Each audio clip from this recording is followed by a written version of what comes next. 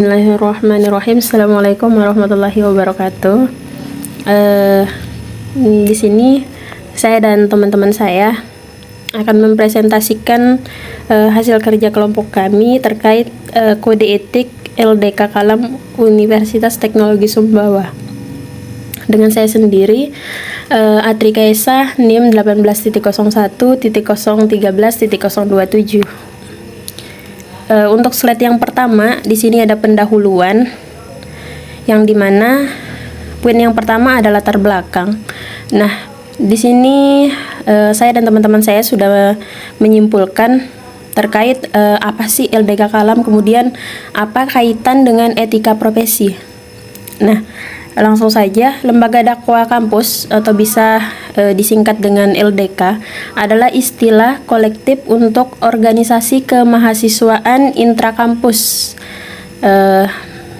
baik yang ditunjukkan sebagai persatuan bagi mahasiswa kampus muslim sekaligus sebagai media dakwah Islam, di mana lembaga dakwah kampus di Universitas Teknologi Sumbawa dinamakan dengan Kalam, yaitu keluarga mahasiswa Islam yang bergerak secara internal kampus dalam menyebarluaskan dakwah. Kemudian, apa kaitan dengan etika profesi? Di sini etika profesi sendiri adalah bentuk aturan kode tertulis secara sistematika yang sengaja dibuat berdasarkan prinsip-prinsip moral yang ada dan pada saat yang dibutuhkan akan bisa difungsikan sebagai alat untuk menghakimi segala macam tindakan yang secara logika atau rasional dinilai menyimpang dari kode etik. Oleh karena itu, kode etik sangat dibutuhkan dalam lembaga dakwah kampus Kalam Universitas Teknologi Sumbawa dalam menyebarluaskan dakwah secara internal. Kemudian untuk slide yang kedua, di sini kode etik LDK Kalam UTS dalam lembaga dakwah kampus Universitas Teknologi Sumbawa ada beberapa kode etik yang ditekankan. Yang pertama yaitu adab sehari-hari, kemudian interaksi ikhwan dan akhwat, yang ketiga perkuliahan, kemudian yang keempat sosial media, yang kelima rapat dan syuroh, yang keenam nasihat. Nah, kemudian poin yang pertama di sini yang dimaksud dengan kode etik adab sehari-hari, kami sudah memecahkan 6 poin. Yang pertama, berpenampilan yang menutup aurat, tidak berpakaian ketat dan berlebihan. Kemudian untuk yang laki-laki tidak boleh merokok. Yang ketiga, tidak menggunakan make up secara berlebihan yang menjerumus kepada hal yang dilarang. Yang keempat, tidak meninggalkan ibadah wajib dan berusaha untuk melaksanakan ibadah sunnah. Yang kelima, hendaknya makan dan minum menggunakan tangan kanan dan posisi duduk. Kemudian yang keenam, menjaga lisan dan menghindari perkataan yang sia-sia supaya menjauhi dari fitnah dan ghibah.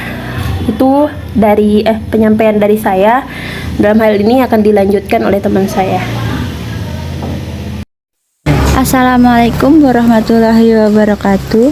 Perkenalkan, nama saya Desiana Puspita. Di sini saya akan melanjutkan penjelasan dari teman saya, yaitu interaksi ikhwan dan akhwat.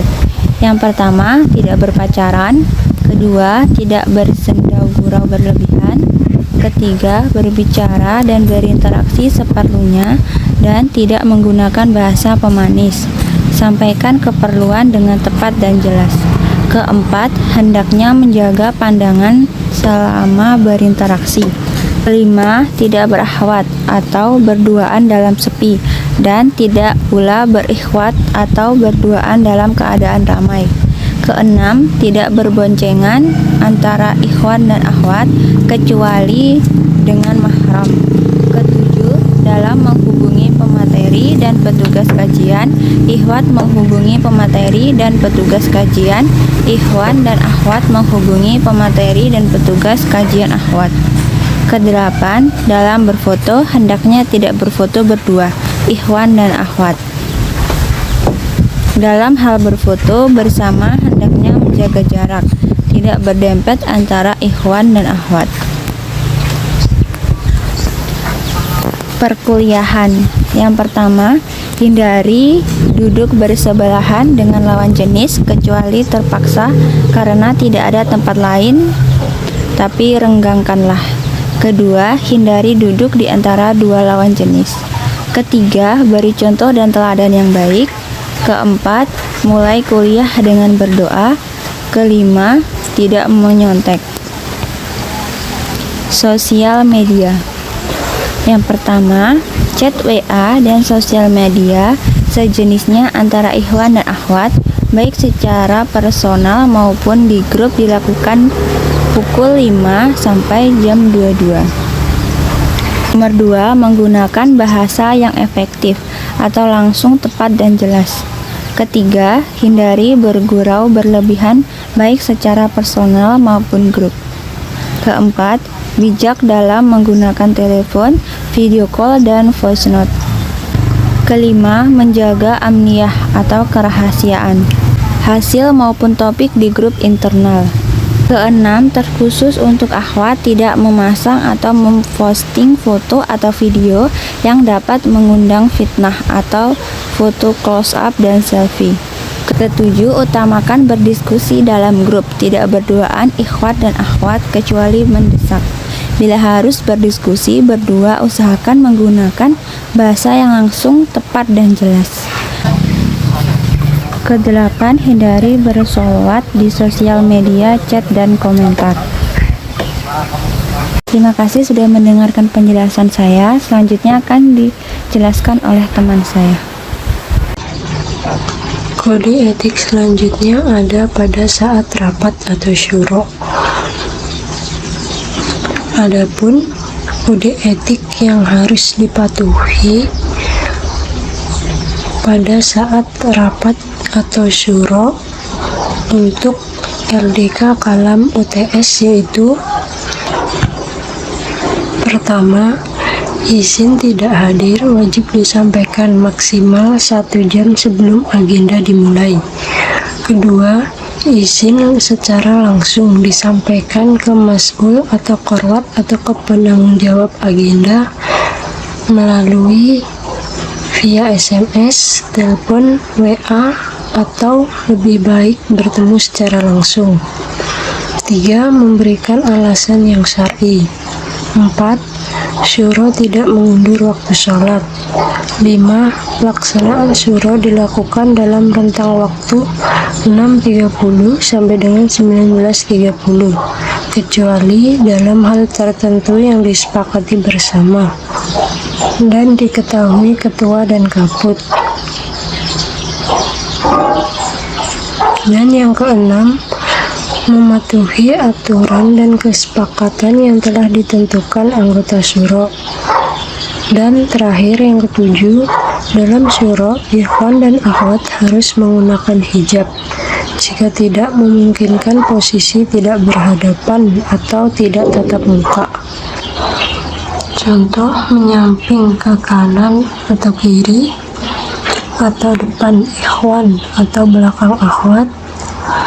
Jika masih tidak memungkinkan untuk tidak berhadapan, maka hendaknya menjaga pandangan. Selanjutnya ada kode etik untuk nasihat. Yang pertama, dianjurkan untuk saling menasihati dalam kebaikan. Kedua, luruskan niat saat menasihati. Ketiga, jangan menasihati dengan niatan mendapatkan pujian. Keempat, hendaknya menasihati dengan cara yang baik. Kelima, tidak menasihati seseorang di depan umum. Keenam, utamakan tabayun dengan yang bersangkutan. 7. Hindari fitnah dan ghibah ketika menasihati. 8. Bila sungkan untuk menasihati, mintalah tolong pada orang yang sekiranya mampu menasihati dengan baik. 9. Hindari menasihati dengan lawan jenis kecuali darurat dan urgent. Dan yang ke-10, Bila harus menasihati lawan jenis, harap dijaga dan diperhatikan interaksinya atau tidak berlebihan.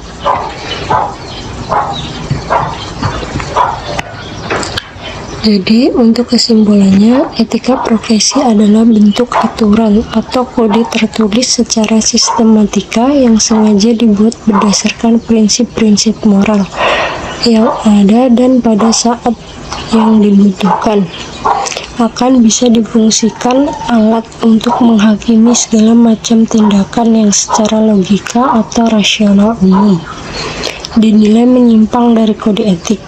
Oleh karena itu, kode etik sangat dibutuhkan dalam LDK Kalam Universitas Teknologi Sumbawa dalam menyebarluaskan dakwah secara internal. Untuk saran, memberikan peringatan kepada pelanggar kode etik, dan apabila masih melakukan pelanggaran terhadap kode etik tersebut, maka harus diberikan sanksi yang tegas kepada pelanggar kode etik agar nantinya bisa mematuhi peraturan yang dibuat LDK Kalam UTS.